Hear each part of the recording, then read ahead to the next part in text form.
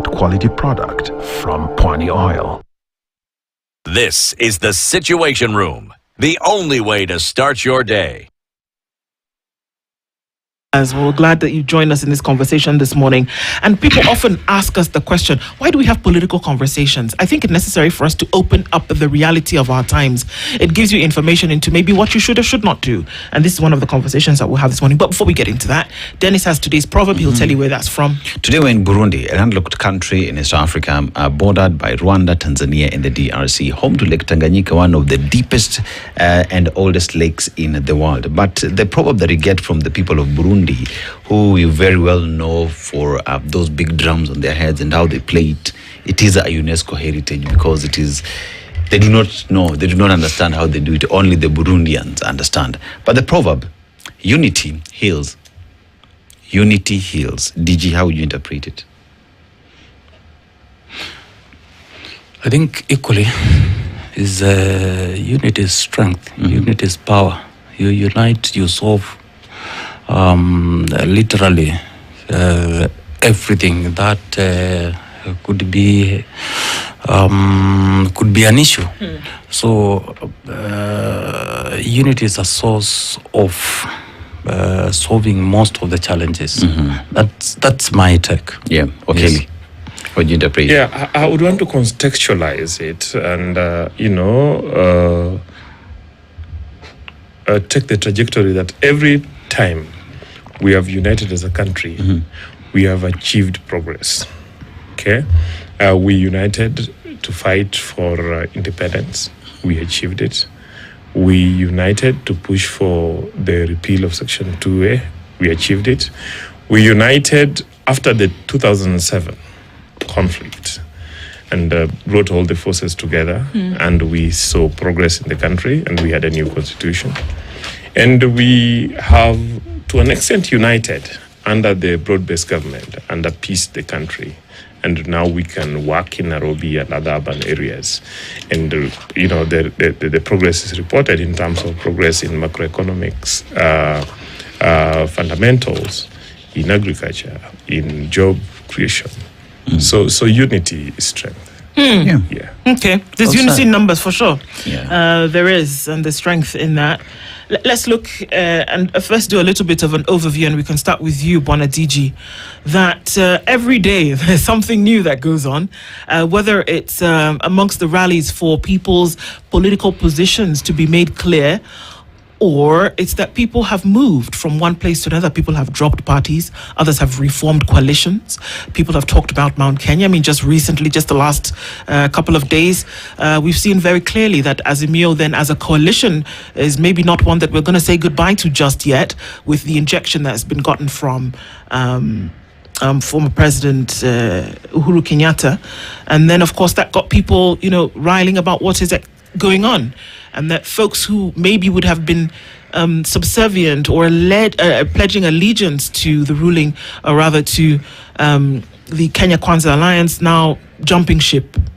People who had lifelong party membership now going to other parties. What does this say for the politics 1 year to another general election? Allow me humbly to first answer your earlier question of why do we discuss politics? First and foremost, world over, life is all about politics. It is through politics that we get policies that either transform or destroy nations. It's very important. Now, coming to your question, some politicians, you leave because of the people you lead. If the reality on the ground is changing, you have to change. Some change when it is too late. Others help to create that change. So it is the reorganization. And in Kenya, 3 months to election, we reorganize our national politics to something else unimaginably. So that will be my take. Yes. Okay. And so now with all the shifting and changing that we see, is it normal then? It's normal, but there are challenges. And these challenges, majority of them, I will say, they are money-meant. Monument is corruption is by people. Abducting and slaughtering young people in this country is monument. Yesterday, buses, public properties was destroyed as a result of a gun, public gun that is supposed to secure property and life. We are told every day, we are told we are going to stop this. It is not stopping. It is monument once again. Look at the destruction in the health sector, in education sector. All these things, we are told they are changes, but they are changes to loot.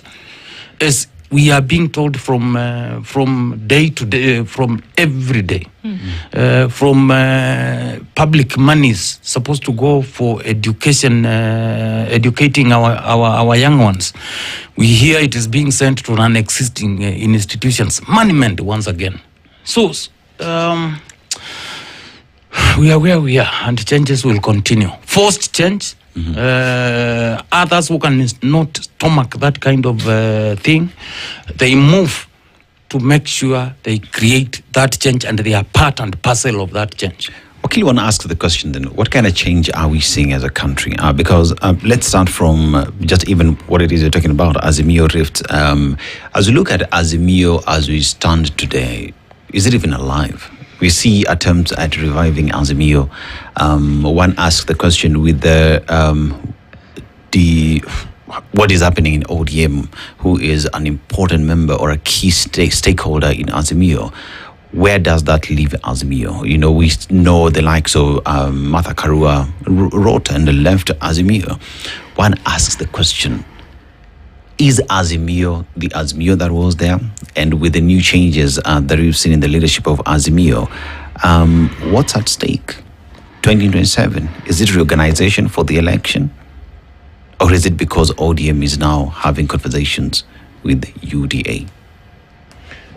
I think Kenyans will continue to have political discussions. And, the question is what kind of discussions are going on?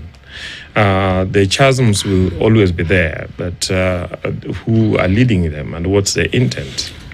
The recent movement in Azimio, what was called Azimio, was definitely led by the former president, Uhuru Kenyatta. Who is Uhuru Kenyatta? Uhuru Kenyatta is a retired president who should be resting and probably just giving, advisory services. But because the Kenyatta family has economic interests in this country, they can't let go of the politics of Kenya. So even though Azimio is dead, the largest party, Azimio, moved out. The other people like Martha Karua moved out. The various small parties moved out. So Azimio is dead, but Uhuru Kenyatta is clearly interested in, reviving Azimio as or something he can use to negotiate, to scare, to threaten, to, the movements that you see in the country now is attributed significantly to Uhuru Kenyatta and the Kenyatta family funding it. So I think that one minister once said that one of the existential threats that this country faces is the wealth that the Kenyatta family have accumulated over time.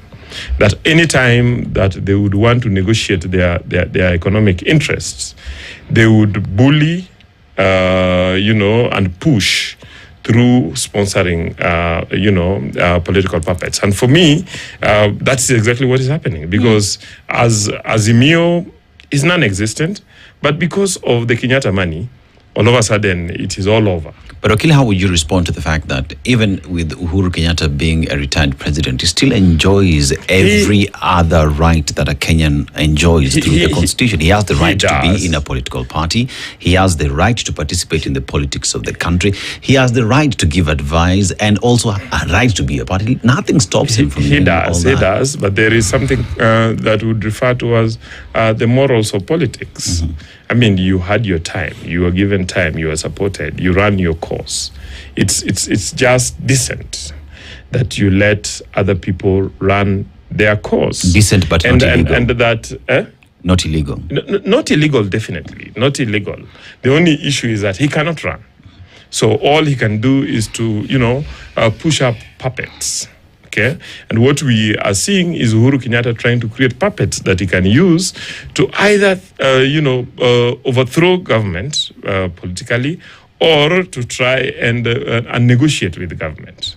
And there are serious issues that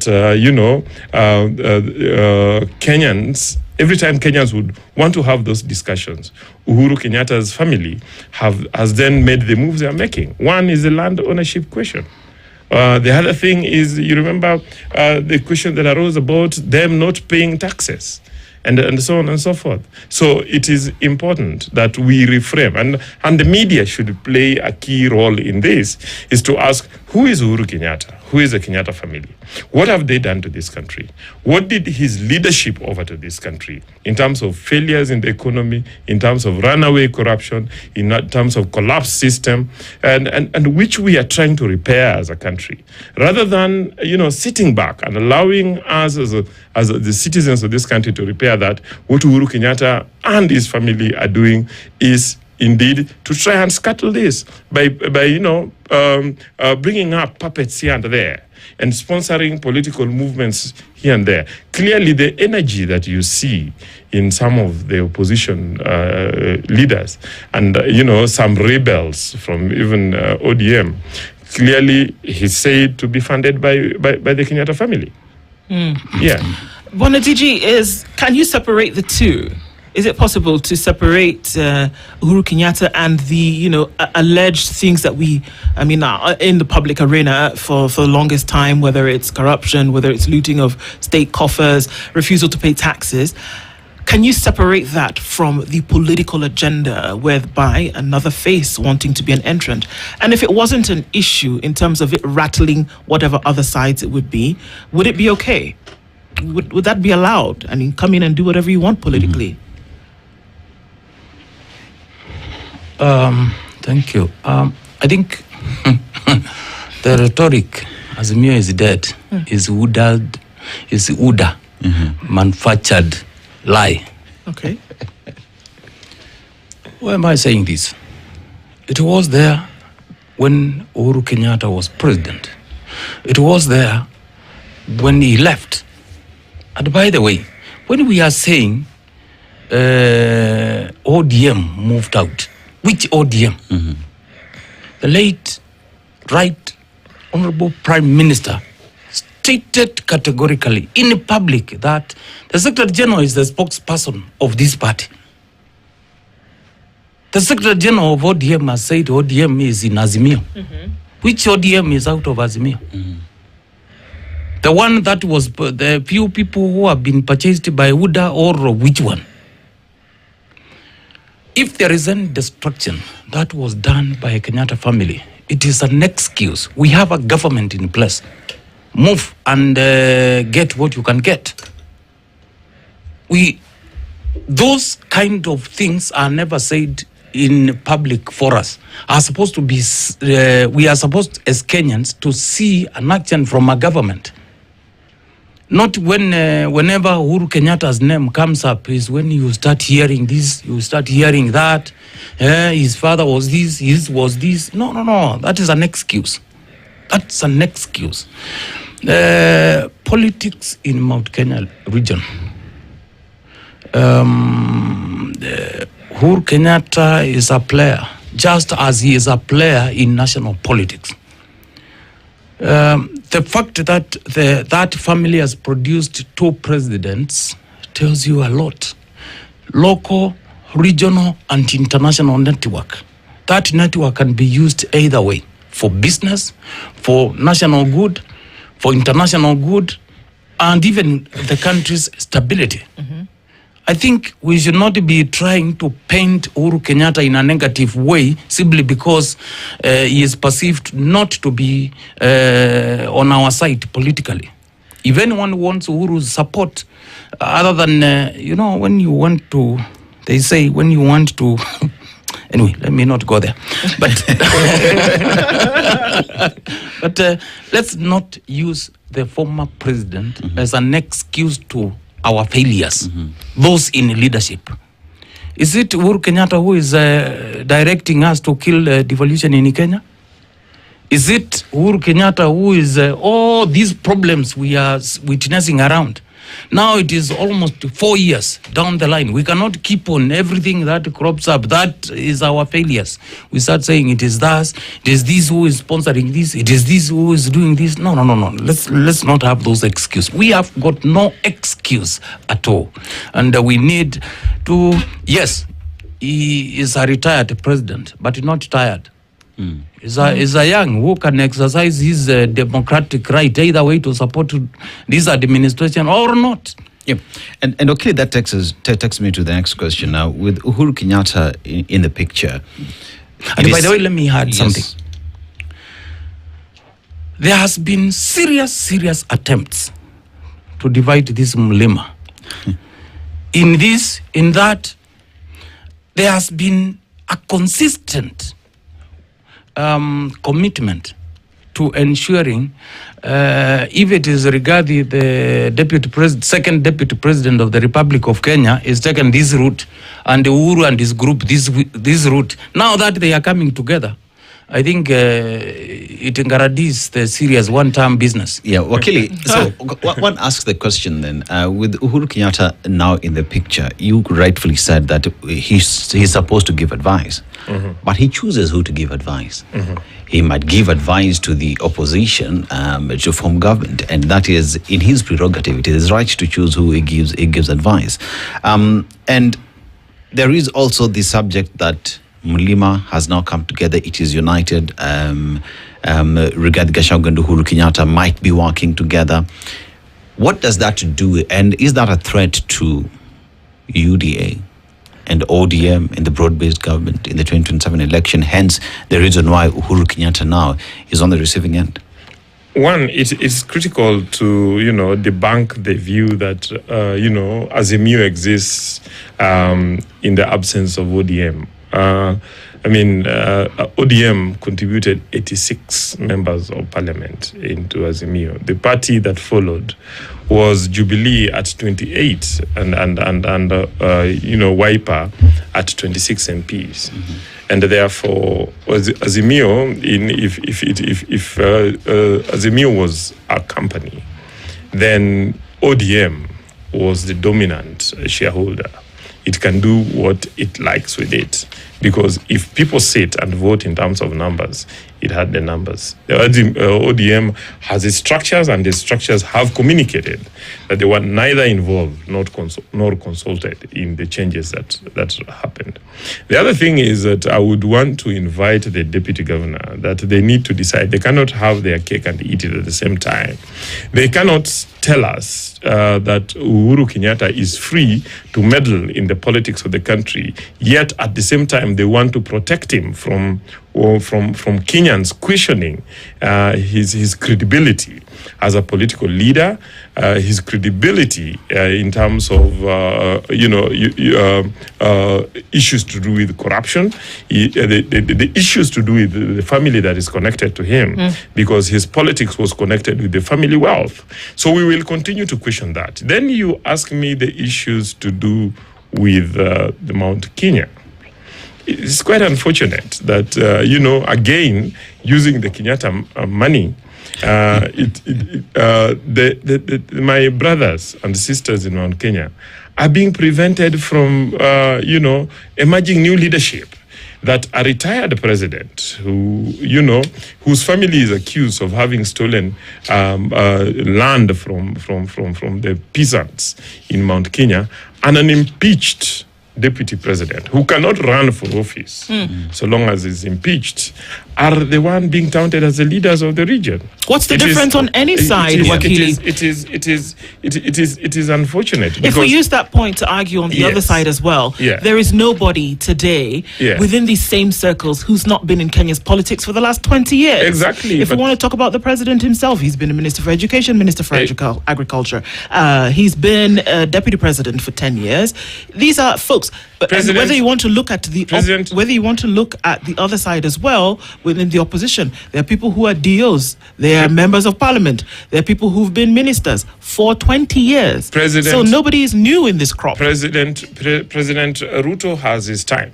When it gets to 2032, if he comes back to interfere in our politics, then we will call him out. Okay? And so we have to call out Uhuru Kenyatta. This is not something we can run away from. I want to be very clear. And it's something that we can be scared away from. For the purposes of definition, I think it is important for us to understand. When you talk about interference with our politics, who's our? Our is the politics of allow me to complete the question. Yeah. And so when you talk about interference with our politics, interfering in what way? And if it didn't matter, then I reckon that nobody would have a bee in their bonnet over this thing. If it didn't matter, as the president said in this headline that we see today, that they're inconsequential. If it was truly inconsequential, we wouldn't be hearing all this noise that we're hearing at the moment. Is that true? The reason why it is being consequential is that the dirty money is being used to prop up the image. Otherwise, we would ignore them. And because of that, we will continue to respond to them. In terms of the consequence in the end, that money has been used to cause confusion in the country previously and has failed, and I'm sure that it will fail again. By the way, mine is a question to a good lawyer, to a good UDA lawyer and advocate. How does he prove that the Kenyatta family's money is dirty money? Number two, if there is an administration since independence that has worst crimes, particularly economic, it is the current administration. It is in public knowledge. They never commit to anything. They know there is something inside for them. When it comes to land grabbing, it's very unfortunate because actually it is worse. Once again, records are there. It is a matter of time, and Kenyans know. So in this, even when Uhuru Kenyatta was quiet, when he was not even getting involved in any political activity, Kenyans went to street. Was it Uhuru Kenyatta? Immediately after elections, Azimio, we were on streets. Although I did not see the good lawyer now who is advocating for the few people they might have purchased, because he seems to believe in the power of purchasing. So in this case, just a simple act of a change of Azimio leadership is causing all these problems. It means then Uhuru Kenyatta is a force to reckon with politically. Because it now appears everywhere.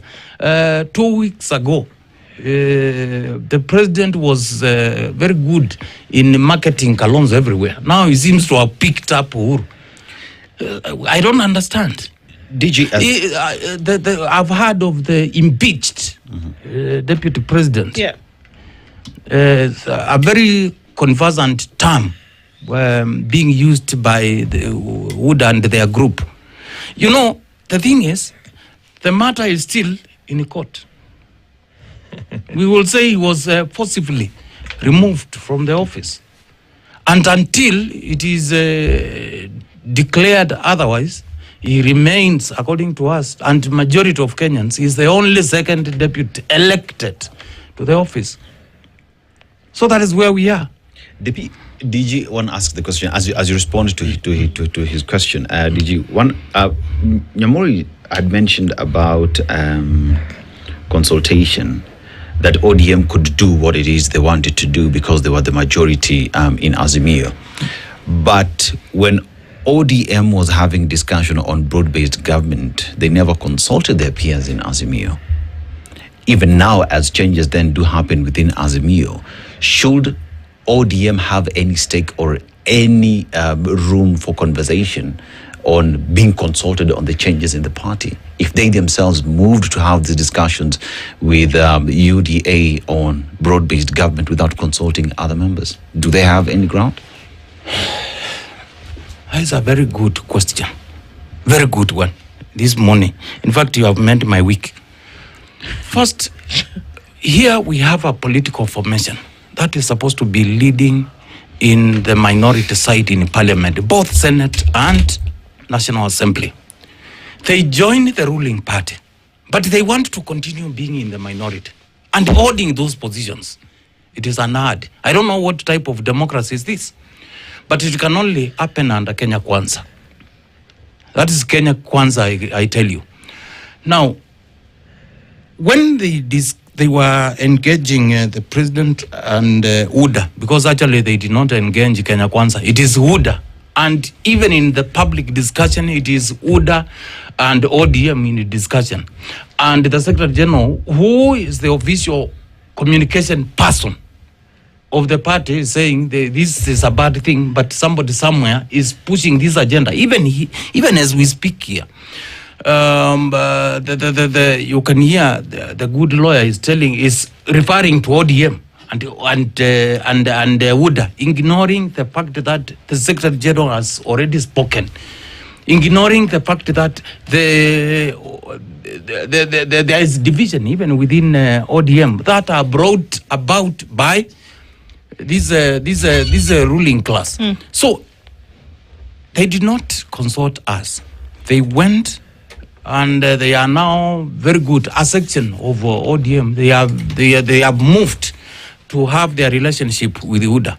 Now, what happens in what they left should not be their business. They should not be saying we were not consulted. We were not. For what? And you moved. You are already at the center of the government.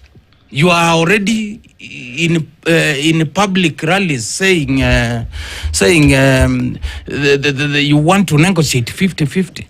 Yes, it is within their right, but it is also good that they formally exited. Those who want to exit and those who want to remain within Azimio, they remain. Secondly, and the last point is I think we need to be very honest, because I don't see how the government can oversight itself.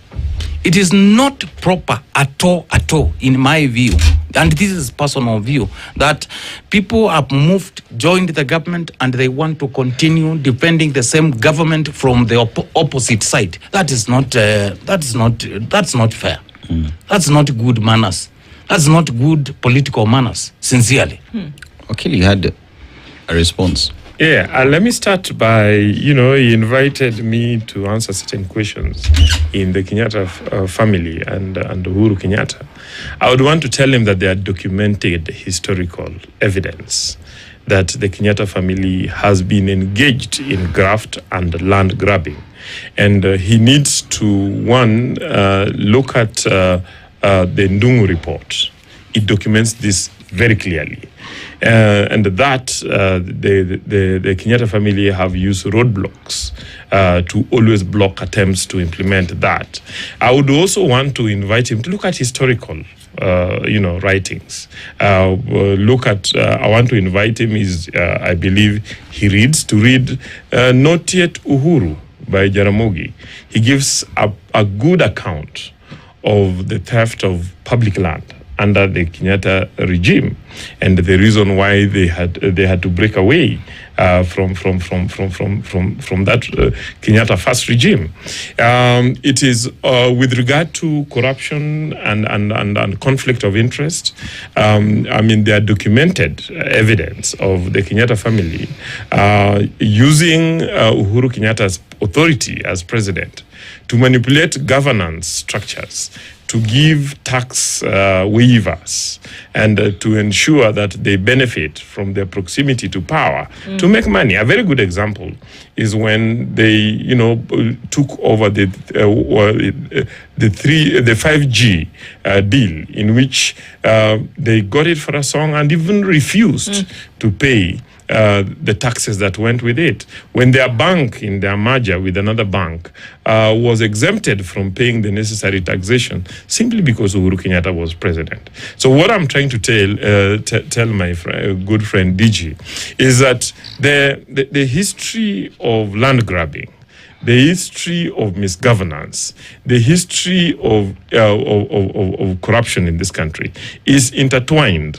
with the history of the Kenyatta family.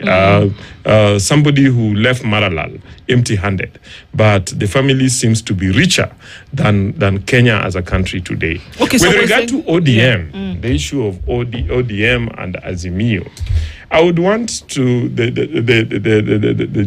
DG to accept that they are minority shareholder, if we are to use the word shareholding. I'm not using it in the sense of the impeached former DP use of it, but I am comparing, for instance, if it was a company and they were contributing numbers in terms of, elected leaders, and therefore even absolute numbers in terms of the electoral numbers contributed, the dominant majority shareholder was ODM, and that parties are never formed, and Azimio was never formed to be in opposition. Azimio is not a party. Azimio is registered as a coalition party. Azimio was formed to form government. And if it was formed to form government, it failed to form government in 2022. However, national circumstances in 2024, like it happens in other countries, happens in Israel every other time, required that the political class, close ranks. But the president, in his wisdom, then invited the opposition for a sit down. And by the way, it is important to note that it is not only ODM that then contributed to formation of the broad-based government, that even their very own Uhuru Kenyatta contributed ministers who are appointed into the broad-based government. So it is a lie to try and accuse other leaders of ODM and accuse the revered former leader of ODM, Raila Odinga, of having been, of having betrayed Azimio when he contributed, to formation of the broad-based government, when Uhuru Kenyatta himself did contribute. And then now, because probably he has foreseen certain issues that might arise that could affect his businesses, or he wants again to take over the government for the purposes of Kenyatta family continuing to make profits, super profits. That could be defined as conjecture in this case, because we have to look at the and then going to this question. Could I finish?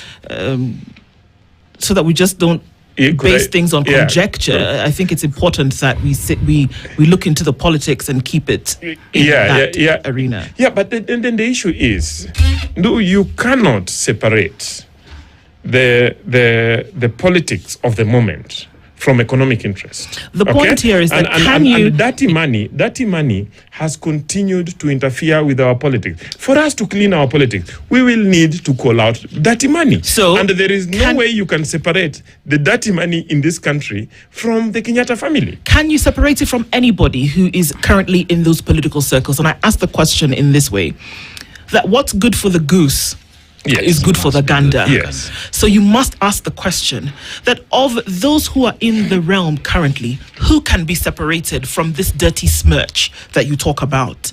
That we have seen empowerment programs in the last 6 months in this country. Until today, nobody's able to tell us where this money is coming from. We see money that disappears. No, I choose to say it's taken on a daily basis. Nobody can tell us where it's going. Suddenly, we see money getting into the system in the last 3 or so months, and the likelihood of there being a deluge of funds going into society because of the politics then is very high. Where does this money come from? There's been a taint on images of those who are in the political circles today. If we are going to say that it's on one hand, who's going to answer the question as to where all this other money comes from? And I've told you, part of the problem in this country has been the dirty money that get into our political. It's not just the Kenyattas. And I have given evidence of the Kenyattas. No. I'm saying. Sorry, Nyamori. My question. Do you ask questions? No. Allow me to answer. No, but I need you to. No. You cannot. I'm sorry. You cannot. The question, I need to make it clear again, so that we just don't go off. Yes. If we are saying that, and it's not a competition of who's the worst here, Yeah. But how do we apply the same rule across board? By building the systems. And that this is the systems that this government is trying to build.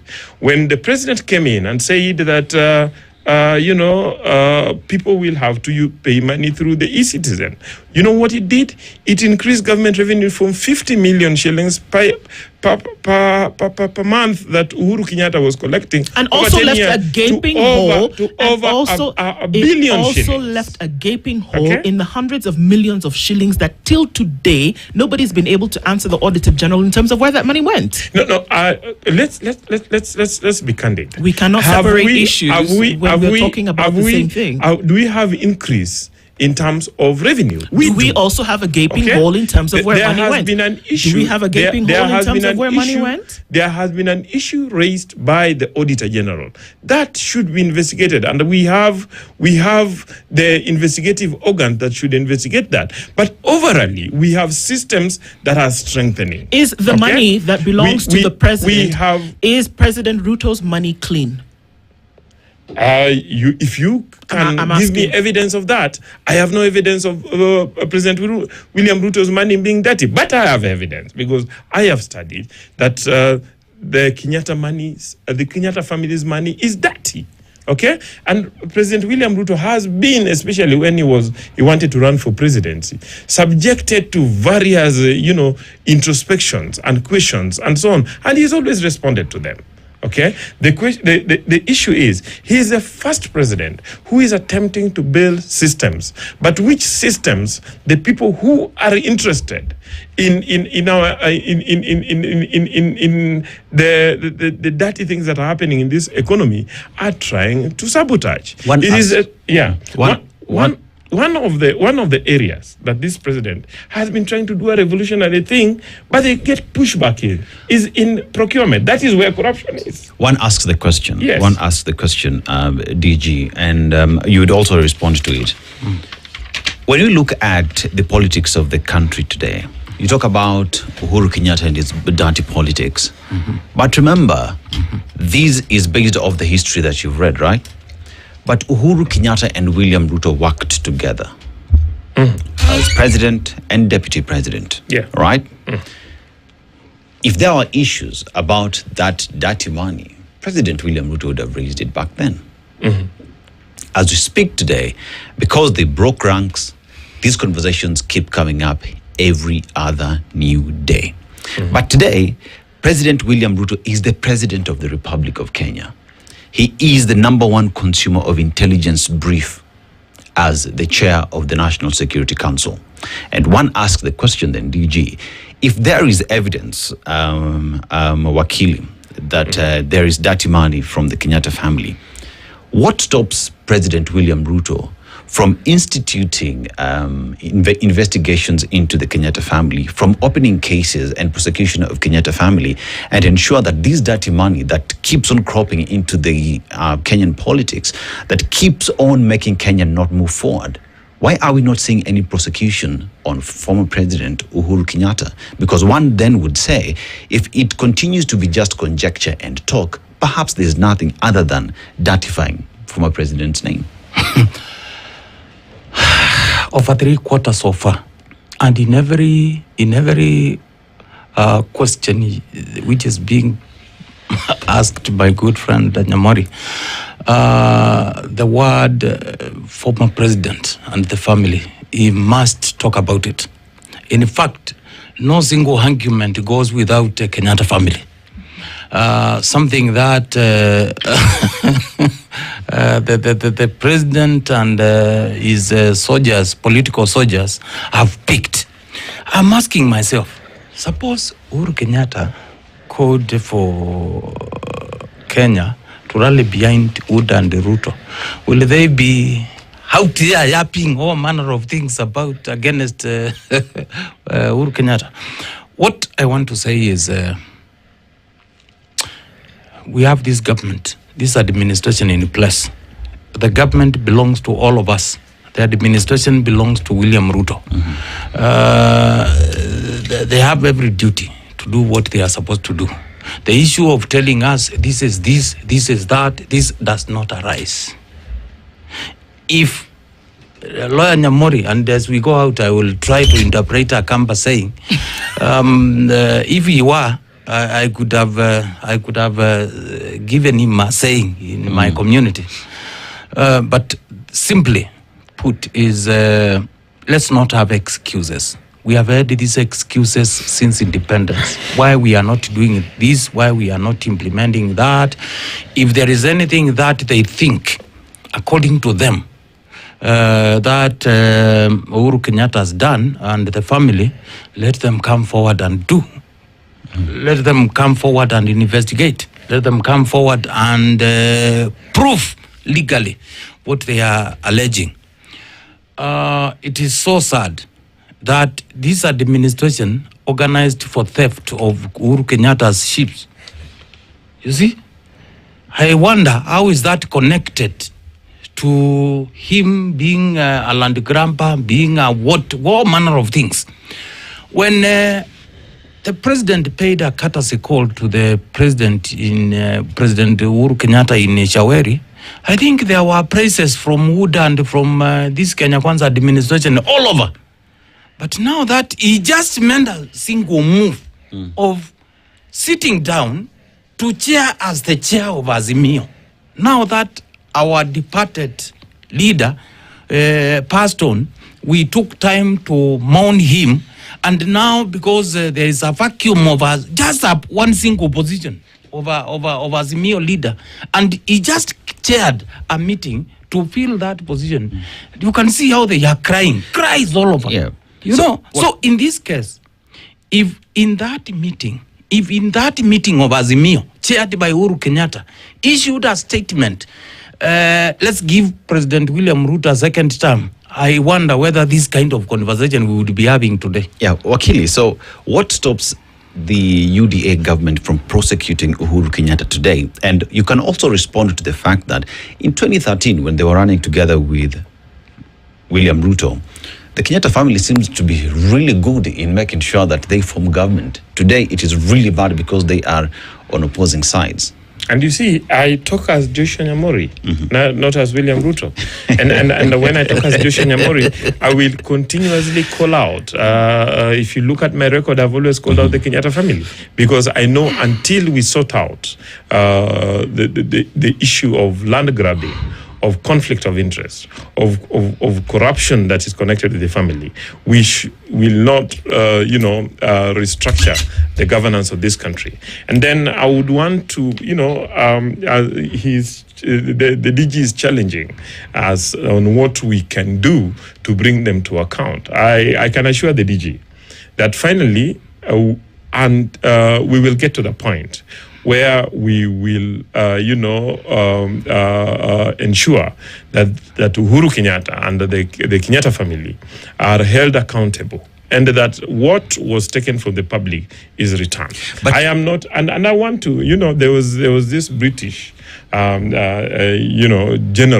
who of the Navy, who Pete the Younger, who once said when he was asked about France, and he said that we would have been satisfied to bring you on your knees, but now that you are stubborn, we shall not rest until we lay you on your back. So I can assure that Uhuru Kenyatta, that especially because of his stubbornness interfering with Kenyan politics, we, the Kenyans who want accountability and to improve the governance of this country, will not rest until that day when the Kenyatta family accounts for what was taken from the It's family. interesting because, the hope and the dream of many a Kenyan, and I guess maybe we can share last thoughts about this, the hope and the dream of many a Kenyan is that the government of the day would not rest until the people who are boiling leaves today in Kenya to eat with ugali actually have proper food to eat. Until the people who are walking for hundreds of kilometers to get a drop of water can actually do that. That the government of the day would not rest until every child who has a right under the Constitution to go to school is actually in school, and that their parents don't have to be persecuted any longer in order to be in school. that the government of the day would not rest when a health system that's supposed to be delivering healthcare to them doesn't lose 11 billion shillings, and that we can't answer in terms of where that has gone. That the PAC committees sit day after day for the last 2 weeks and hundreds of millions of shillings are stolen and nobody can account for them. It would be great if the government of the day did not rest until just 5 of those things happened. And this is from a list of about 100. And I don't know what you think, DG. Today, if you go through the print media, all of them, you will find almost 15 pages of auction. An indication of where the country is headed economically. People's property are being auctioned by financial institutions. Number 2,